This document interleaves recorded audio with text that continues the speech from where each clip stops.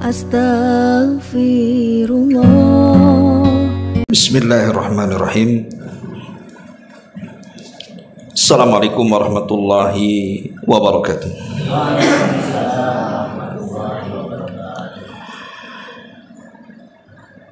Bihamdillah wassalatu wassalamu ala rasulillah wa ala alihi wa sahbihi wa mawalah wa la hawla wa la quwata illa billahi wa ba'd. Alhamdulillah, segala puja dan puji hanya milik Allah subhanahu wa ta'ala. Salawat dan juga salam kita hadiahkan kepada Rasul kita Nabi besar Muhammad sallallahu alaihi wa ala alihi wasallam. Pembahasan di malam hari ini, karena kita baru masuk dalam permulaan bulan Rajab dan kita masuk di tanggal 8 kalau tidak salah bulan Rajab, maka tidak mengapa kita menjelaskan tentang keutamaan-keutamaan bulan Rajab. Apa saja amalan-amalan di bulan Rajab. Kemudian ada beberapa penyimpangan di bulan Rajab dan juga hadis-hadis yang notabene sampai kepada derajat maudhu, tapi diamalkan di masyarakat. Maka sebagai seorang muslim tentu harus mengetahui setiap bulan itu apa saja keutamaannya. Nah, karena kita masuk di bulan Rajab, maka kita akan menjelaskan tentang keutamaannya dulu. Kita tahu bahwa di dalam Al-Quranul Karim Allah subhanahu wa ta'ala berfirman, wa rabbuka yakhluqu ma yasha'u wa yakhtar. Dan Rabbmu, kata Allah, telah menciptakan dari makhluk-makhluknya sesuai dengan yang Dia kehendaki. Kemudian Allah pilih dari makhluk-makhluk yang diciptakannya.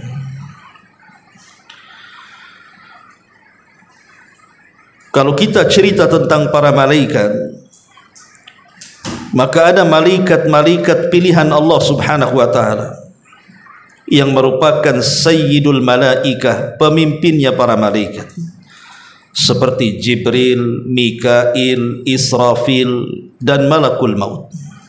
Itulah pemimpin-pemimpin para malaikat. Kalau kita cerita para rasul, di sana ada ulul azmi yang merupakan rasul-rasul pilihan Allah subhanahu wa ta'ala, dimulai daripada Nuh alaihi salam, kemudian Ibrahim alaihi salam, kemudian Musa alaihi salatu wassalam, kemudian Isa alaihi salatu wassalam, dan ditutup dengan kerasulan Nabi kita Muhammad sallallahu alaihi wasallam. Dan tentu dari ulul azmi ini hanya ada dua yang disebut dengan Khalilur Rahman, kekasih Allah. Dan dari kekasih Allah itu hanya Allah pilih satu untuk memimpin semua para nabi dan rasul, bahkan semua al-awwaluna wal akhirun. Dialah Rasul kita Muhammad sallallahu alaihi wasallam. Tapi kalau kita cerita hari, dalam sepekan tentu di sana ada hari Jumat yang disebut dengan Sayyidul Ayyam, pemimpinnya hari-hari. Di hari itulah Adam diciptakan, di hari itulah Adam dimasukkan ke dalam sorga, di hari itu pula Adam dikeluarkan dari sorga, dan di hari itu juga kiamat dibangkitkan. Tapi kalau kita cerita bulan-bulan dalam satu tahun, di sana ada Ashhurul Hurum, bulan-bulan suci atau bulan-bulan mulia. Dimulai daripada bulan Muharram, kemudian bulan Rajab, kemudian bulan Dzulqa'dah, dan juga bulan Dzulhijjah. Itulah yang disebut dengan Ashhurul Hurum. Walaupun dari semua bulan dalam setahun tentu sayyidus syuhur adalah bulan Ramadan. Pemimpinnya bulan-bulan adalah bulan Ramadan. Lah di antara Ashhurul Hurum, bulan-bulan yang sangat dimuliakan di dalam Al-Quran, lah salah satu dari 4 bulan itu adalah Rajab. Itulah yang Allah Subhanahu wa taala isyaratkan di dalam surah At-Taubah ayat 36, di mana Allah Subhanahu wa taala mengatakan inna iddatasy syuhuri indallahi 12 syahran fi kitabillah yauma khalaqas samawati wal ardh minha arba'atun hurum dzalika ad-dinul qayyim fala tadlimu fihinna anfusakum. Sesungguhnya bilangan bulan menurut ketentuan Allah Subhanahu wa taala saat Allah menciptakan langit dan bumi jumlahnya 12 bulan. Dari 12 bulan itu Allah kecualikan ada 4 bulan yang disebut dengan Ashhurul Hurum, bulan-bulan mulia. Dan itulah ketetapan agama yang lurus. Oleh karena itu Allah katakan jangan sekali-kali kalian berbuat zalim di 4 bulan itu. Ketika Nabi SAW memberikan catatan kepada surah At-Taubah ayat 36, inilah yang disebut dengan hadis mentafsirkan Al-Quran. Kata Nabi SAW, inna zamana qad istadara kahayati yawma khalaqas samawati wal ardh as-sanatu 12 syahran minha arba'atun hurum thalathatun mutawaliyatun dzulqa'dati wa dzulhijjati wal muharram war rajabul mudhar bainal jumada wa sya'ban. Dalam sebuah hadis yang dikeluarkan Bukhari dan Muslim dari hadis Abi Bakrah radhiyallahu an, Rasul mengatakan sesungguhnya zaman ini akan berputar saat Allah Subhanahu wa taala menciptakan langit dan bumi. Zaman itu akan terus berputar. Kemudian Nabi SAW mengatakan jumlah bulan dalam 1 tahun itu 12 bulan, baik ditinjau dari Masehi ataupun ditinjau dari Hijriah. 1 tahun itu 12 bulan. Dari 12 bulan ini kata Rasul minha arba'atun hurum, ada 4 bulan yang disebut dengan bulan-bulan hurum, bulan-bulan mulia, bulan-bulan suci. Kemudian Rasul mengatakan yang 3 letaknya berturut-turut. Apa itu? Dimulai dari Dzulqa'dah, kemudian Dzulhijjah, kemudian Muharram. Itu berturut-turut, tapi yang satu terpisah. Itulah yang disebut dengan Rajab Mudhar, yang terjepit di antara Jumadil Akhir dan bulan Sya'ban. Karena setelah Rajab, kemudian Sya'ban, kemudian Ramadan, kemudian Sawal, ketemu lagi Dzulqa'dah, Dzulhijjah, Muharram dan seterusnya. Dari sini ma'asyiral muslimin rahimakumullah, kita tahu bahwa di antara bulan-bulan suci itu ada yang disebut dengan Rajab Mudhar. Kenapa disebut Mudhar? Apa itu Mudhar? Ma'asyiral muslimin yang dimuliakan Allah Azza wa Jalla, Mudhar itu nama daripada kabilah. Dulu kabilah Nizar itu anak-anaknya ada yang disebut dengan kabilah Rabi'ah dan kabilah-kabilah yang lainnya. Lah salah satu dari keturunan kabilah Nizar itu adalah kabilah Mudhar. Orang-orang jahiliyah itu mereka suka menukar-nukar bulan-bulan hurum dengan bulan-bulan yang bukan hurum, hanya demi menghalalkan peperangan. Karena peperangan bagi orang-orang jahiliyah itu sebuah hobi. Karena ada bisnis besar di antara mereka, jual beli perbudakan. Lah mereka menganggap bahwa Rajab itu bukan Rajab yang kita kenal, tapi Rajab itu artinya bulan Ramadan. Di mana semua kabilah termasuk Rabi'ah menganggap Rajab itu Ramadan, kecuali kabilah Mudhar. Dia mengatakan Rajab ya Rajab, Ramadan ya Ramadan. Jangan kemudian diganti-ganti namanya, hanya menghalalkan supaya kalian bisa berperang. Maka sejak itu Islam sangat menghormati kabilah Mudhar karena memuliakan bulan Rajab dan tidak menukar dengan Ramadan. Makanya Nabi SAW menyebut-nyebut kabilah Mudhar dalam hadisnya dengan mengatakan wa Rajabul Mudhar bainal Jumada wa Sya'ban. Ini kalau kita melihat sejarah tentang penamaan Mudhar dalam Rajab.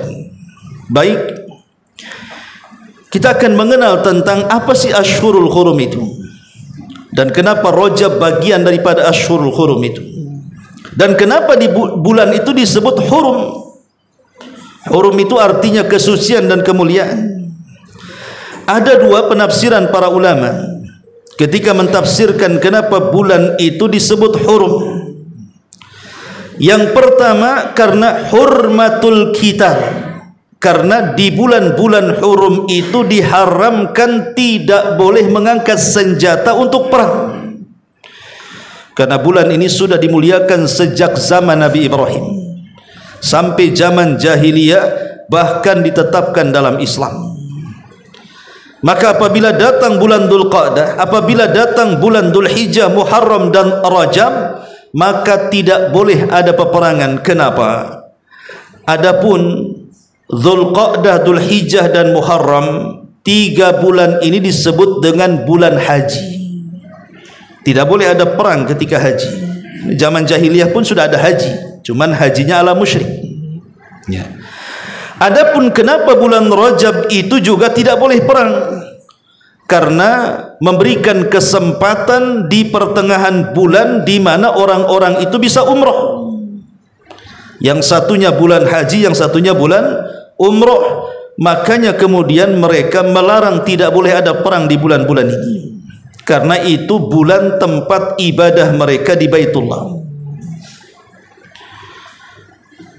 Dahulu ada sebuah kisah menarik. Kisah ini diceritakan oleh Abi Raja Al-Ataridi. Dia mengatakan, kunna na'budul hajara. Dulu kami di zaman jahiliyah, kata Abu Raja Al-Ataridi di sini, kami dahulu di zaman jahiliyah itu na'budul hajar, suka menyembah batu. Batu disembah. Fa idza wajadna hajaran huwa akhyaru minhu alqainahu wa akhadna al-akhar. Kalau kami menemukan batu yang lebih cantik, yang lebih indah dari batu yang disembah sebelumnya, maka batu yang sebelumnya kami lempar, kemudian kami ganti dengan batu yang baru yang lebih indah. Lihat akalnya di mana orang-orang musyrik penyembah batu itu. Jadi kalau antum ke kali nemu batu cantik, dibawa ke rumah disembah. Besoknya ke kali lagi, kok ada batu yang lebih cantik lagi, maka yang kemarin dibuang, yang baru disembahnya. Coba akalnya di mana? Tuhan bisa diganti-ganti sama orang-orang jahiliyah itu. Kemudian fa idza lam najid hajaran, kalau tidak kami dapati batu, umpamanya mereka orang-orang jahiliyah sedang safarnya ke padang pasir, tak ada pula batu di situ, dan mereka ingin menyembah berhala mereka. Apa yang terjadi? Jama'na jaswatan, kami pun menumpuk-numpukkan pasir sehingga menggunduk.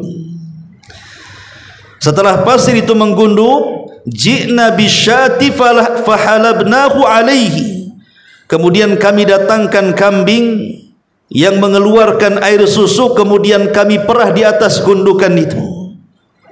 Kemudian thumma tufna bihi, kemudian kami tawaf mengelilingi gundukan pasir itu. Coba lihat, mana agamanya orang jahiliyah ini? Semua bisa jadi Tuhan. Batu bisa jadi Tuhan, pasir bisa jadi Tuhan. Oke lah di zaman jahiliyah ya, masih seperti itu. Tapi lebih hebat di zaman sekarang, uang jadi Tuhan lagi. Zaman dulu jahiliyah tidak ada orang nyembah dinar dirham itu, tapi zaman sekarang rupiah disembahnya. Kemudian kata beliau, Fa idza dakhala syahru Rajab, apabila bulan Rajab telah datang, qulna, kami katakan, munassilu al-asinnah, kami namakan bulan Rajab itu munassil al-asinnah. Munassil al-asinnah itu artinya kalau kita punya tombak, di ujungnya ada lancipnya itu, maka kita akan putuskan, akan dipisahkan antar ujung tombak dengan kayunya. Atau kalau kita punya panah gitu ya, kan di ujungnya ada lancipnya itu, maka kita akan putuskan itu. Dan kalau kita punya busur, maka kita akan pisahkan tali dengan gagangnya untuk menunjukkan bahwa bulan Rajab tidak boleh ada peperangan. Makanya ujung-ujung tombak, ujung-ujung panah, busur-busur, maka akan dipisahkan satu dengan yang lainnya supaya tidak terjadi peperangan. Ya. Itulah kenapa kemudian bulan Rajab itu bagian daripada Ashhurul Hurum, karena hurmatul qital. Di bulan itu tidak boleh ada peperangan. Lain kalau diserang, ya tidak mungkin diserang diam saja. Antum ditembaki, kenapa tak melawan? Rajab, oh nggak bisa. Ya, tetap ya kita lawan kan begitu kalau diserang ya. Artinya di sini larangannya tidak boleh menyerang. Ini satu pendapat di antara ulama. Pendapat yang kedua, kenapa bulan Rajab itu tidak dikatakan Ashhurul Hurum, satu di antara 4 bulan-bulan hurum? Lihurmati az-zulmi fiha, karena di bulan-bulan hurum itu kita tidak boleh melakukan kezaliman. Dan itu berdasarkan nas Quran yang tadi saya baca, At-Taubah 36 itu, di mana Allah Subhanahu wa taala mengatakan, fala tadlimu anfusakum, jangan kalian berbuat zalim di 4 bulan hurum itu, baik zalim kepada Allah ataupun zalim kepada manusia, baik zalim yang tidak akan diampuni Allah seperti kesyirikan, atau kezaliman yang akan diampuni Allah selain kesyirikan, atau zalim yang ditangguhkan ampunannya seperti kezaliman sesama manusia yang lainnya. Tidak boleh dilakukan di bulan hurum. Kenapa? Karena hurmatuz zulmi fiha, di dalamnya diharamkan melakukan kezaliman. Sampai ahli tafsir seperti Imam Qatadah rahimahullah ta'ala mengatakan, barang siapa yang melakukan kezaliman di 4 bulan hurum ini, apakah itu Rajab, apakah itu Dzulhijjah, apa itu Dzulqa'dah, apa itu bulan Muharram, maka dosa yang akan didapat jauh lebih besar dibandingkan dosa kezaliman di bulan-bulan yang lainnya. Kalau orang nyopet di bulan Rajab dengan orang nyopet di bulan Jumadil Akhir kemarin, maka dosa copet di bulan Rajab lebih besar dibandingkan dosa copet di bulan Jumadil awal atau akhir. Kalau orang berjudi minum khamar di bulan Rajab, itu lebih besar dosanya dibandingkan judi dan khamar di bulan Syawal. Kalau ada orang kemudian menggibah, berdusta, namimah di bulan Rajab, maka dosa ghibah namimah itu jauh lebih besar dibandingkan Anda melakukan ghibah di bulan selainnya, Safar umpamanya. Itulah kenapa kemudian bulan Rajab itu bagian daripada Ashhurul Hurum. Kenapa di bulan itu disebut Ashhurul Hurum? Karena hurmat az-zulmi fiha, karena diharamkan tidak boleh melakukan kezaliman.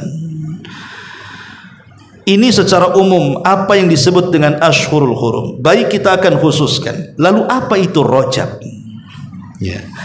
Ma'asyiral muslimin yang dimuliakan Allah Subhanahu wa taala, para ulama banyak memberikan nama kepada bulan Rajab ini. Sampai-sampai bulan Rajab ini sampai 17 atau mungkin lebih nama-nama yang diberikan kepada bulan Rajab di zaman dulu. Pertama ada yang disebut dengan Rajab yang kita kenal hari ini. Bulan apa ini? Bulan Rajab. Rajab itu artinya dari tarjib. Tarjib itu artinya ta'zim. Jadi bulan yang sangat agung karena bulan ini orang-orang musyrik bahkan Islam sendiri sangat mengagungkannya, maka disebut Rajab.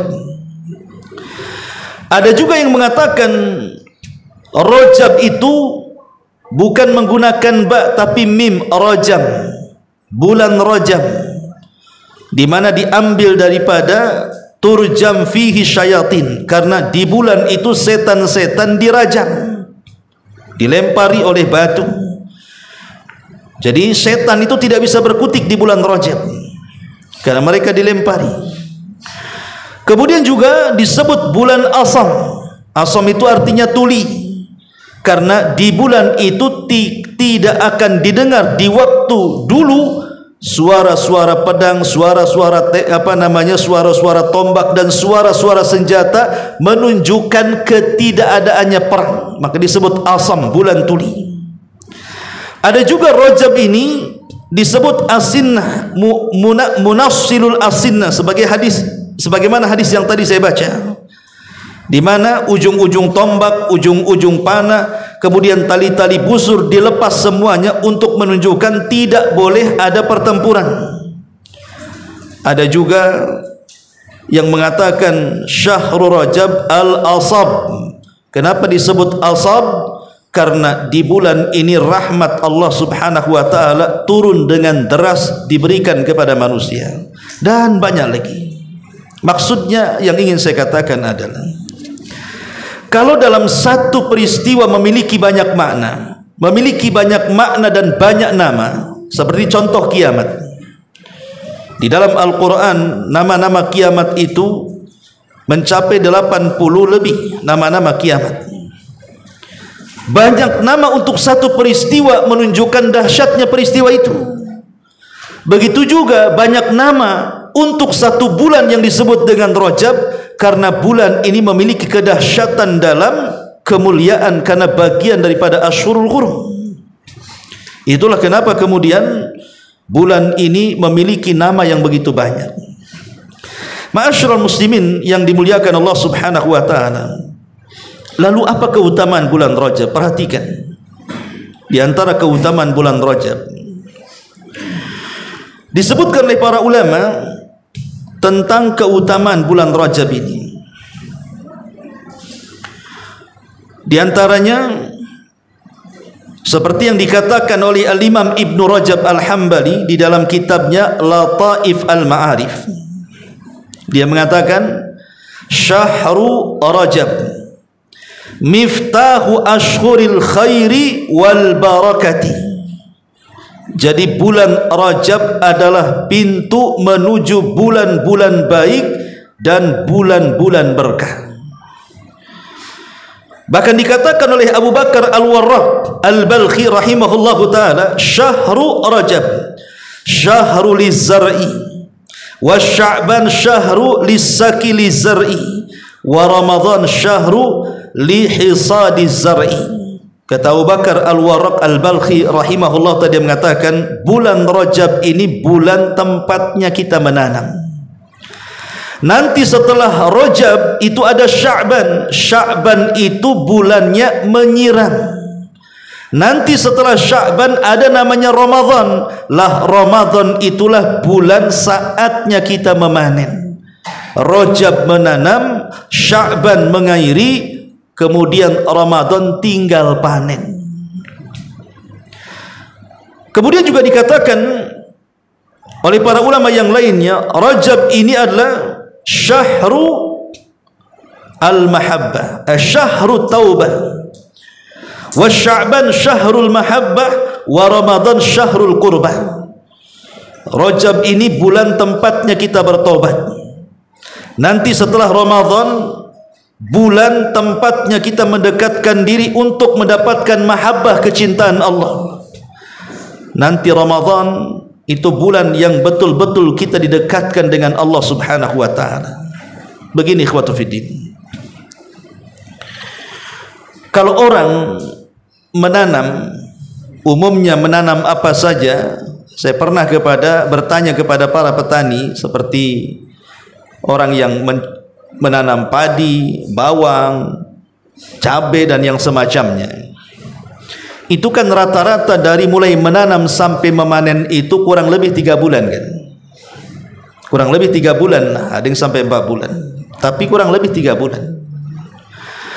Kalau kita tanam padi ini ataupun cabai selama 3 bulan, anggap saja kita tanam di bulan Rajab. Kemudian di bulan Sya'ban kita pupuk, kita airi sampai dia besar. Masuk Ramadan kita bisalah tanam cabai itu. Bisa kita panen cabainya kan? Coba kalau seandainya antum tanam cabai di bulan Ramadan, mungkin gak di bulan Ramadan antum tanam cabai, antum siram cabai, antum panen cabai? Mustahil.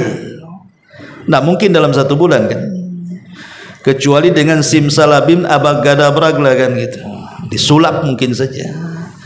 Logikanya begini ikhwan, ibadah-ibadah yang selalu dilakukan di bulan Ramadan itu identik dengan beberapa ibadah. Pertama salat tarawih, itu sudah pasti. Kemudian membaca Quran, itu sudah pasti, ya kan?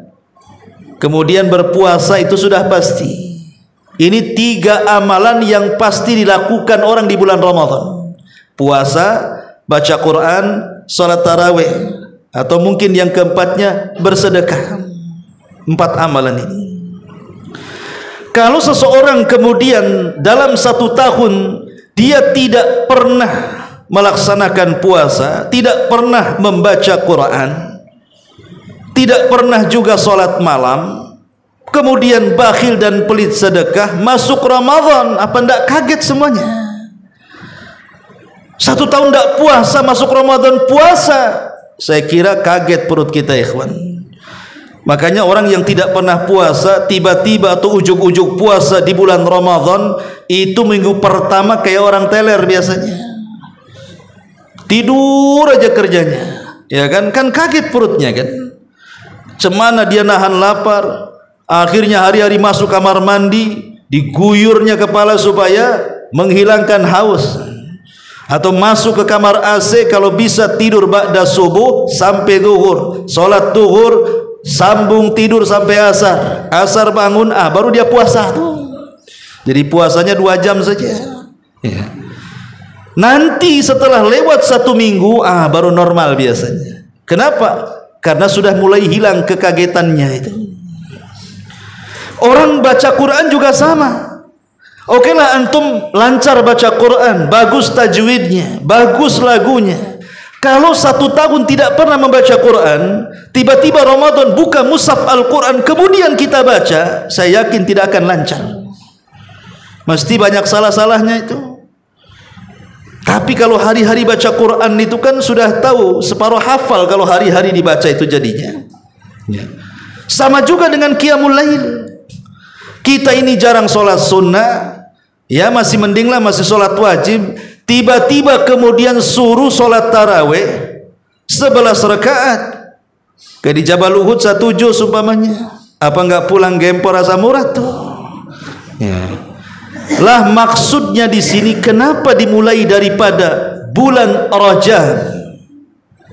Kita biasakan amalan-amalan di bulan Ramadan itu, supaya ketika masuk Ramadan tinggal menikmati ibadah-ibadah itu. Kalau sekarang dari bulan Rajab kita terbiasa sholat malam umpamanya, terbiasa sholat malam, tidak banyak hafalan ustaz, ambil mushaf pegang, tidak ada masalah sholat malam itu pegang mushaf, terus kita lakukan. Kemudian kita tingkatkan di bulan Sya'ban sampai Ramadan. Kita tidak mungkin kemudian mengkomplain imamnya, mam pendek kali kan gitu ya, panjangin dong kan gitu. Justru dia yang komplain kalau umpamanya imamnya terlalu pendek ya. Tapi kalau tidak dibiasakan, kita justru komplainnya negatif jadinya kan. Aduh lam yakunil, kenapa tidak wadduha saja katanya. Mulai kan begitu ya. Akhirnya ujung-ujungnya cari masjid yang paling pendek tarawihnya. Kan banyak begitu. Kalau perlu 1 napas baru alhamdulillah atau dzolin saja. Lah ini kenapa tidak dibiasakan? Kalau dibiasakan pasti lancar itu. Dari sekarang di bulan Rajab kita sudah mulai membuka mushaf nih Al-Quran nih. Kemudian kita tiap hari entah 1 juz, 2 juz sampai Ramadan itu akan lancar. Antum mau menghatamkan berapa kali bisa? Nah, kalau tidak pernah baca Quran walaupun lancar baca Quran atau Ramadan dibaca, saya yakin gak akan hatam tuh Quran tuh. Yang ada jenuh. Apalagi kalau baca Qurannya dari HP, habis baca Quran baca WA, enggak selesai itu baca Qurannya. Ya. Lah ini kenapa kemudian ulama mengatakan muqaddimah Ramadan itu dari bulan Rajab? Dari bulan Rajab ini muqaddimah Ramadannya. Makanya tadi para ulama seperti yang dinukilkan Al-Hafidz Ibnu Rajab mengatakan Rajab ini bulan menanam. Asal dari sekarang kita tanam itu. Biasakan sedekah, biasakan baca Quran, biasakan tarawih, biasakan puasa. Nanti di bulan Sya'ban tingkatkan lagi. Di bulan Ramadan tinggal kipas-kipas saja dia. Puasa pun dah biasa lapar. Baca Quran pun sudah lancar karena biasa dibaca. Tarawih lama-lama pun tidak ada masalah. Karena biasa berdiri dan begitu seterusnya. Itulah kenapa ulama mengatakan bahwa Rajab itu bulan menanam, Sya'ban itu bulan mengairi, kemudian Ramadan itu tinggal menuai hasilnya. Kemudian Rajab juga tadi dikatakan syahrut taubah. Kalau mau tobat sekarang bulan Rajab. Kalau mau tobat ini sekarang bulan Rajab. Kenapa demikian? Karena Sya'ban itu bulan diangkatnya amal. Nah, kalau mau tobat sekarang, hentikan semua maksiat itu. Ma'asyiral muslimin yang dimuliakan Allah Subhanahu wa taala, sedikit kita bicara tentang tobat. Kita tahu bahwa tobat itu sesuatu yang sangat dianjurkan. Sebenarnya bukan di bulan Rajab saja, di bulan-bulan yang lainnya pun tetap tobat itu dianjurkan. Ya. Tetapi semakin ditekankan tobat ini karena kita mau menghadapi bulan Ramadan. Pertama kita dihadapkan dengan bulan Sya'ban di mana amalan 1 tahun akan diangkat di bulan Sya'ban. Kedua kita akan masuk di bulan Ramadan. Di mana ketika di bulan Ramadan itu adalah bulan di mana kita akan memperbanyak pahala di situ. Jadi harus ada persiapan. Nabi SAW mengatakan, kullu bani Adam khata' wa khairul khata'ina tawwabun. Setiap anak Adam itu kan pasti berbuat salah, ikhwan. Tidak ada manusia yang tidak berbuat salah. Tidak ada manusia yang tidak berbuat dosa. Setiap hari kita berbuat dosa. Kalau ada orang mengatakan saya tidak pernah berbuat dosa, dustakan kata-katanya. Kenapa? Karena manusia itu sudah ditetapkan pasti berbuat dosa. Tidak matanya yang berdosa ya telinganya, tidak telinga yang berdosa ya mulutnya, tidak mulutnya yang berdosa ya hatinya, kakinya, tangannya, perbuatannya, dan begitu seterusnya. Tapi Nabi SAW mengatakan sebaik-baik orang yang berdosa itu adalah orang-orang yang bertobat. Maknanya orang baik itu bukan orang yang tidak pernah berbuat salah, ikhwan. Tetapi orang baik itu orang kalau berbuat salah segera dia bertobat, itulah orang baik namanya. Kemudian dosa-dosa yang ditobatinya menjadi sebuah pelajaran untuk ke depan. Lalu bagaimana caranya? Tobat yang ampuh yang diterima oleh Allah Subhanahu wa taala mumpung di bulan Rajab ini. Pertama, yang namanya tobat itu harus ada penyesalan, an-nadam.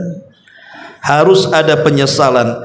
Artinya kita harus menyesal dari semua dosa.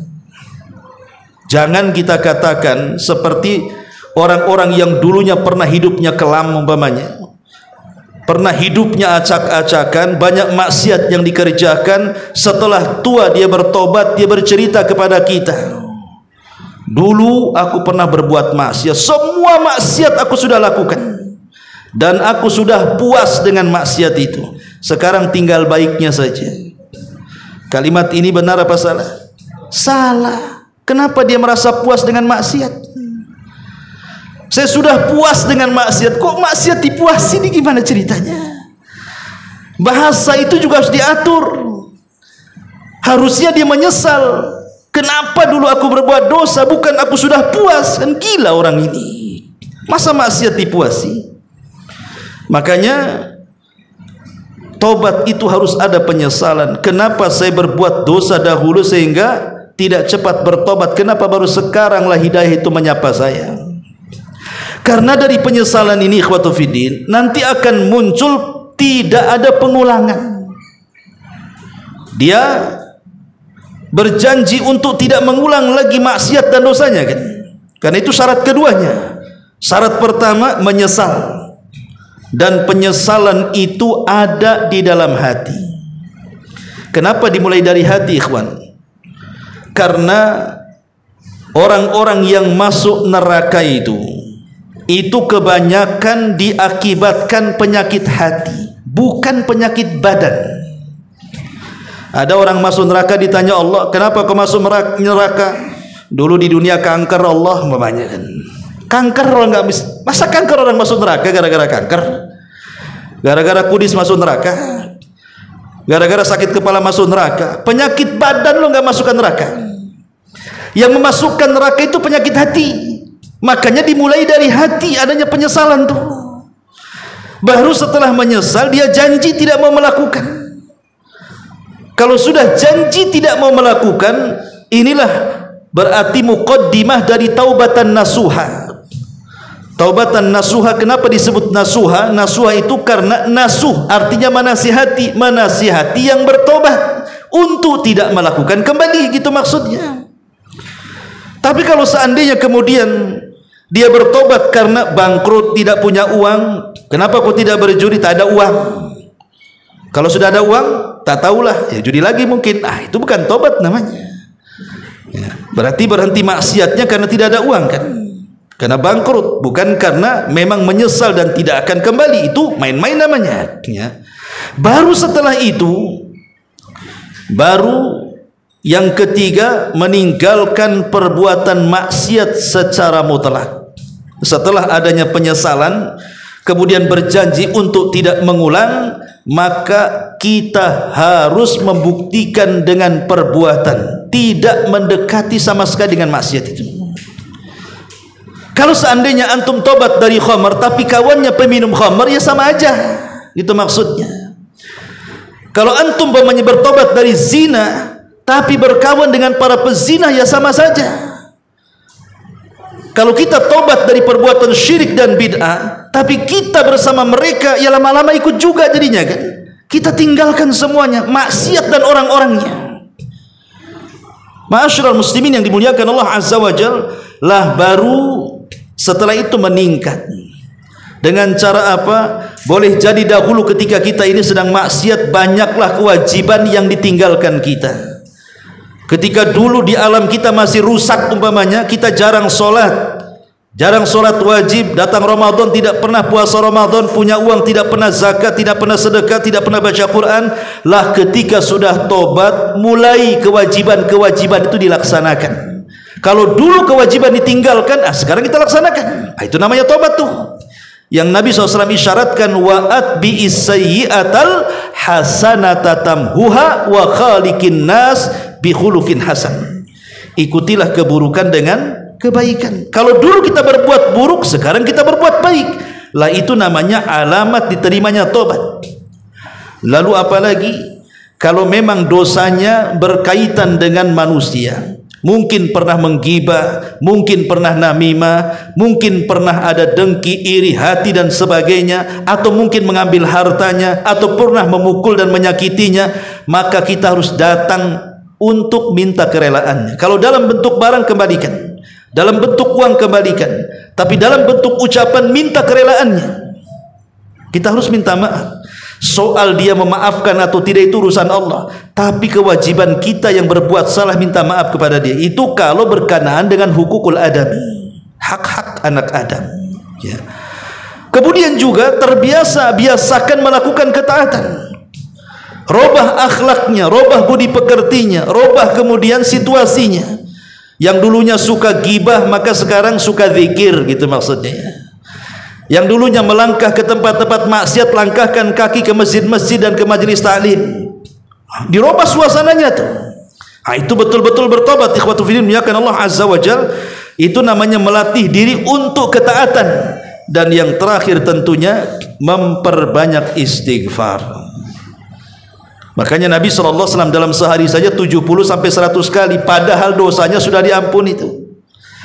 Kenapa Nabi SAW yang dosanya diampuni, yang telah, yang sedang dan yang akan datang tetap istighfar 100 sampai 70 kali atau 70 kali sampai 100 kali? Karena istighfar itu ikhwatu fiddin perlu. Walaupun kita tidak sedang berbuat maksiat, sedang berbuat ibadah, tapi istighfar itu perlu. Kenapa? Karena tidak mungkin orang yang melakukan ibadah, apalagi setingkat kita ini, yang kalau ibadah dapat pahalanya 100% itu tidak ada ceritanya. Antum sholat, pemain tadi sholat isya, apakah pahala antum 100% sholat isya? Mustahil kalau di zaman sekarang. Boleh jadi kepotong tidak khusyuk, boleh jadi kepotong melamun, boleh jadi kepotong tidak tumakninah, boleh jadi kepotong mungkin bacaannya asal-asalan. Mesti ada kurangnya kan ibadah itu.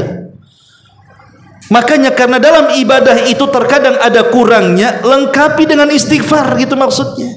Jadi istighfar itu tidak mesti karena berbuat dosa. Istighfar boleh jadi karena menyempurnakan yang kurang saat ibadah. Kenapa habis sholat kita disuruh istighfar 3 kali? Itu yang pertama kita baca loh. Kalau antum sholat wajib, kemudian habis sholat wajib, habis salam, apa yang pertama kali dibaca? Istighfar dulu sebelum yang lainnya. Antum baca astagfirullahaladzim, astagfirullahaladzim, astagfirullahaladzim, baru yang lainnya. Allahumma antas salam, minkas salam, tabarakta ya'udus salam, dan begitu seterusnya. Baru tasbih, takbir, tahlil, dan begitu seterusnya. Kenapa dimulai dari istighfar? Para ulama mengatakan dimulai dari istighfar karena istighfar pertama dibaca dalam wirid untuk menyempurnakan kekurangan sholat. Itu maksudnya. Ya, maka istighfar itu tidak mesti berbuat dosa, bisa saja kita lalai dalam ibadah, maka lengkapi dengan istighfar. Lah bulan Rajab ini kata ulama adalah syahrut taubah. Bulannya kita istighfar, bulannya kita tobat. Nanti kalau bulan Sya'ban, tingkatkan tuh dari tobat menjadi mahabbah. Kenapa demikian? Karena kalau tobat kita diterima di bulan Rajab, apa kata Allah? Innallaha yuhibbut tawwabina wa yuhibbul mutatahhirin. Allah cinta dengan orang-orang yang tobat itu. Kalau Allah terima tobat kita di bulan Rajab, maka Sya'ban Allah turunkan mahabbah kecintaannya. Karena pasti kalau orang sudah tobat, pasti akan lebih baik lagi ibadahnya kan. Lah kalau sudah turun mahabbah, maka masuk Ramadan kita menjadi hamba-hamba Allah yang dekat. Itu yang disebut syahrul qurbah namanya, dekat dengan Allah. Makanya kalau kita lihat ayat tentang kedekatan Allah dengan kita di dalam ayat wa idza sa'alaka ibadi anni fa inni qarib ujibu da'watad da'i idza da'an falyastajibu li wal yu'minu la'allahum yarshudun. Apabila hamba-hambaku bertanya soal aku ya Muhammad, katakan aku dekat. Akulah yang mengijabah setiap doa-doa yang berdoa kepadaku. Ayat ini diletakkan di mana? Ayat ini diletakkan dalam surah Al-Baqarah. Dan ayat ini terjepit dengan ayat-ayat yang bicara soal Ramadan. Sebelumnya bicara syahrul Ramadan alladzi unzila fihi al-Qur'an, bulan Ramadan, bulan diturunkan Al-Qur'an. Kemudian setelah ayat ini baru ayat tentang kedekatan Allah. Apabila hambaku bertanya soal aku, katakan aku dekat. Setelah ayat itu bercerita tentang hukum di malam hari bulan Ramadan. Uhillat lakum lailatas siyam arrafathu ila nisaikum hunnal libasul lakum walakum libasul lahun, dan begitu seterusnya.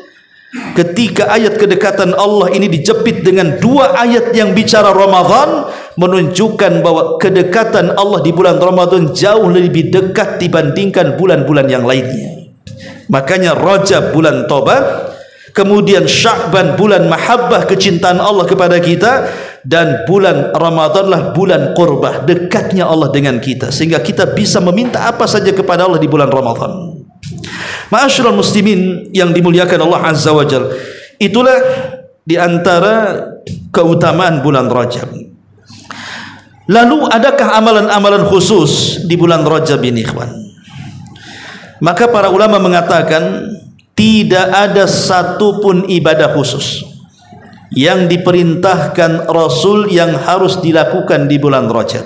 Karena begini, orang-orang Syiah ikhwan, itu di bulan Rajab, kalau masuk bulan Rajab orang-orang Syiah itu mereka kalau datang hari Kamis malam Jumat, maka hari Kamis mereka memulai dengan puasa di permulaan Rajab ya. Maksudnya orang Syiah itu kalau datang permulaan Rajab kemudian masuk di hari Kamis, maka mereka akan puasa di hari Kamisnya. Kemudian maghrib ke isya mereka akan menghususkan solat yang disebut dengan solat raghaib. Mereka menganggap itu solat raghaib. Di Iran ada, Allah alam di Indonesia, namanya solat raghaib. Ya. Lah solat raghaib ini dilakukan 12 rakaat. Dilakukan 12 rakaat. Di mana rakaat pertama membaca inna anzalnahu fi lailatul qadr 3 kali. Dan di rakaat yang kedua membaca qul huwallahu ahad sebanyak 12 kali. Kemudian apabila mereka selesai selesai dari berdiri membaca itu, kemudian sujud, maka mereka akan membaca subuhun quddus rabbul malaikati warruh, kemudian menyelesaikan salatnya. Setelah salam, kemudian mereka pun berdoa kepada Allah Subhanahu wa taala. Itu disebut salat raghaib namanya. Salat 12 rakaat itu. Ya. Lah para ulama mengatakan seperti Imam Nawawi rahimahullahu taala mengatakan, hiya bid'atun qabihatun munkaratun asyaddal inkar. Salat raghaib ini adalah hukumnya bid'ah, jelek dan mungkar. Siapa yang mengatakan? Imam Nawawi rahimahullahu taala. Kemudian Ibnu Taimiyah mengatakan fala aslalaha, tidak ada asalnya, bal hiya muhdatsatun fala tustahabbu, bahkan itu diada-adakan dan tidak pernah disunnahkan. Kemudian juga dikatakan oleh Ibnu Nuhas, wa hiya bid'atun, itu perkara tidak pernah dilaksanakan di zaman Nabi. Dan tidak ada satu hadis pun yang sahih yang bicara tentang salat raghaib. Semuanya maudhu dan palsu. Jadi tidak ada solat khusus di bulan Rajab, tidak ada puasa khusus di bulan Rajab, tidak ada menyembelih khusus di bulan Rajab, tidak ada ibadah-ibadah khusus di bulan Rajab. Meski tidak ada yang khusus dalam ibadah, tapi siapa yang melakukan ibadah yang biasa kita lakukan rutinitasnya, pahalanya lebih besar dibandingkan kalau kita melakukan ibadah di bulan-bulan yang lainnya.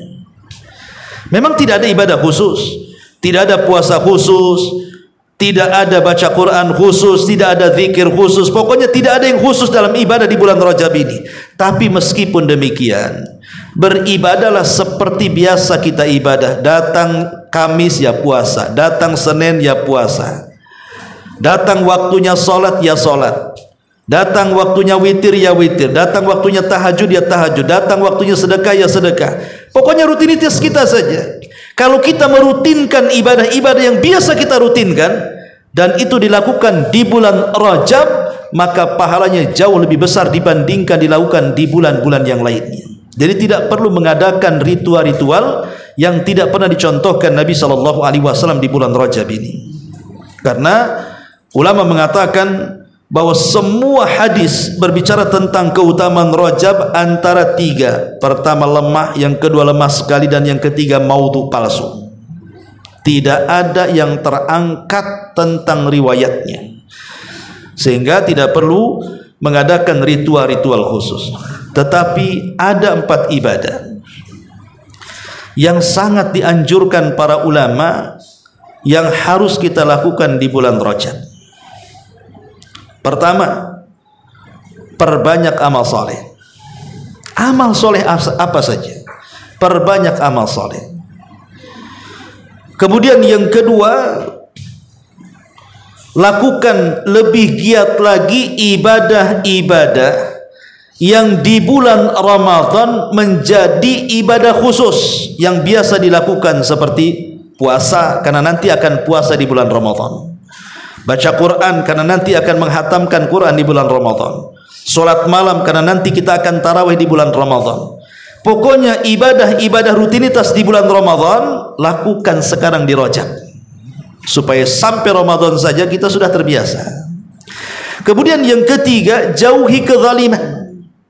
baik zalim kepada diri sendiri, tidak menjaga kesehatan, menyiksa diri, menyakiti diri, menghabiskan waktu ke sana kemari tidak ada faedahnya, jalan ke sana kemari tidak ada juntrungannya, atau zalim kepada manusia dengan cara mengambil hartanya, menyakiti hatinya, menzalimi dengan cara memukulnya dan begitu seterusnya, atau zalim kepada Allah sampai kepada tingkat kesyirikan umpamanya atau kekufuran, maka jauh di bulan Rajab.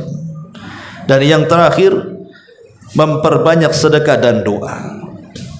Memang di sana ada doa yang diajarkan Nabi SAW, yang biasanya mungkin antum sering dengar, Allahumma barik lana fi rajabina wa sya'ban wa ballighna Ramadan. Kita sering mendengar doa itu kan. Ya Allah, berkahilah untuk kami di Rajab kami dan Sya'ban kami, sampaikan kami ke Ramadan. Ya. Hadis ini tidak sahih sebenarnya. Ulama mendhaifkan hadis lafaz seperti ini. Tetapi kalau maksud lafadznya itu sahih. Kalau kita mau berdoa dengan lafaz ini tidak ada masalah. Ya. Tapi jangan kemudian meyakini tentang lafaz hadis ini, karena lafaz hadis ini dhaif. Kita cuma mengambil maknanya saja, karena maknanya tidak bertentangan dengan syariat. Kita ngambil maknanya saja. Ya Allah, berkahi di Rajab kami, di Sya'ban kami, sampaikan kami ke bulan Ramadan. Maka inilah amalan yang dianjurkan Nabi SAW. Pertama, perbanyak amal saleh. Yang kedua, cari ibadah-ibadah yang biasa rutinitas di bulan Ramadan mulai dari sekarang. Kemudian yang ketiga, jauhi kezaliman. Kemudian yang keempat, perbanyak sedekah. Dan jangan lupa terus berdoa agar kita diberikan usia panjang sehingga mendapatkan keberkahan bulan Ramadan. Ini diantara penjelasan para ulama seputar bulan Rajab. Wallahu a'lam bishawab. Ikhwata fiddin, mudah-mudahan penjelasan singkat di bulan Rajab ini bisa dipahami. Sebelum saya tutup, silakan kalau ada yang mau bertanya. Ya, silakan. Apakah Isra Mi'raj ini terjadinya di bulan Rajab? Ya, bismillah, alhamdulillah. Tentang peristiwa Isra Mi'raj ini tidak diketahui peristiwanya.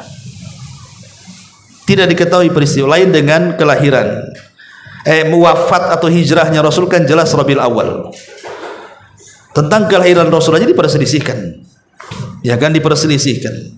Lah Isra Mi'raj juga sama. Itu diperselisihkan tentang kapan terjadinya. Ada yang mengatakan 1 tahun sebelum hijrah, ada yang mengatakan 2 tahun sebelum hijrah, ada yang mengatakan terjadi bulan Ramadan, ada yang mengatakan terjadi bulan Rabiul Awal, ada yang macam-macam. Tidak bisa dipastikan. Ya, ada juga yang berpendapat Rajab. Tapi ini kan masih menjadi ranah khilaf ulama tentang peristiwa spektakuler yang sangat luar biasa, mukjizat terbesar Nabi SAW yang pernah Rasulullah SAW alami dan tidak pernah terjadi kepada para nabi sebelumnya. Ya, cuman kadang-kadang orang kemudian lebih menasabkan terjadinya di bulan Rajab. Ya, kita tidak mengingkari karena ada pendapat seperti itu. Tapi untuk memastikan kan susah, karena bicara sejarah ini agak sulit memastikan. Apalagi terlalu banyak pendapat. Ya kan? Terlalu banyak pendapat ini susah. Tapi kalau peristiwanya terjadi di bulan Rajab, ada yang berpendapat seperti itu memang. Tapi banyak juga berpendapat di bulan-bulan yang termasuk tahun keberangkatannya saja menjadi khilaf ulama. Jadi confirmnya itu kapan Isra Mi'raj itu tidak diketahui. Cuman kita yakin bahwa peristiwa itu ada dan pernah terjadi. Ada dan pernah terjadi. Kapan itu? Setelah Amul Hazni, tahun kesedihan Nabi. Setelah Abu Thalib meninggal, Khadijah meninggal, kemudian Rasul diusir dari Mekah, kemudian ke Taif, sampai Taif diusir lagi, mau masuk Mekah tidak bisa karena diancam bunuh. Akhirnya dadanya sempit. Lah dalam kondisi sempit dada itu Allah ingin menghibur Nabi, maka diberangkatkanlah dalam peristiwa besar yang tidak pernah dilakukan siapapun. Itulah Isra, perjalanan di malam hari dari Masjidil Haram ke Aqsa. Itulah Mi'raj dari Masjidil Aqsa ke Sidratil Muntaha, dan berjumpa dengan para nabi. Di langit pertama berjumpa dengan Adam, di langit kedua berjumpa dengan Isa dan juga Yahya, di langit ketiga berjumpa dengan Nabi Yusuf, langit keempat berjumpa dengan Idris, langit kelima berjumpa dengan Harun, langit keenam berjumpa dengan Nabi Musa, dan di langit terakhir berjumpa dengan Ibrahim. Kemudian diperlihatkan para malaikat tempat Ka'bahnya para malaikat, Baitul Ma'mur, ya. Sampai akhirnya melintasi banyak makhluk di langit sampai ke Sidratil Muntaha, muqaddimah dari sorga, karena sorga itu di atasnya, ya. Dan Rasul dalam peristiwa itu sempat masuk ke dalam sorga, tapi kalau neraka Rasul tidak pernah masuk, hanya diperlihatkan saja. Wallahu a'lam. Ya, saya kira cukup. Subhanaka wa bihamdika, asyhadu an la ilaha illa anta, astaghfiruka wa